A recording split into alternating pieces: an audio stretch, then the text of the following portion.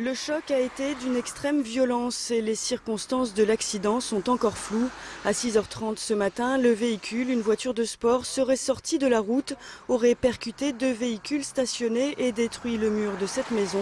Les habitants sont sous le choc. Nous, en fait, on s'est réveillés par le bruit d'un gros boom et quand on s'est levé, on a ouvert les volets, on a vu que la maison était complètement, enfin le mur était complètement détruit. Aussitôt, j'ai pris mon téléphone pour appeler les secours et j'ai été jusqu'à la voiture. Il y avait un monsieur de l'hôpital d'Épernay qui s'était arrêté.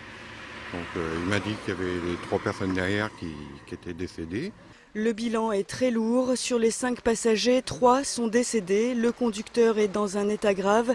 La 5e personne est légèrement blessée.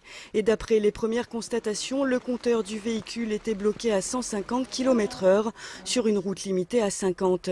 Les services de l'État en appellent à la responsabilité de chacun. 6 victimes en 10 jours au niveau de la route.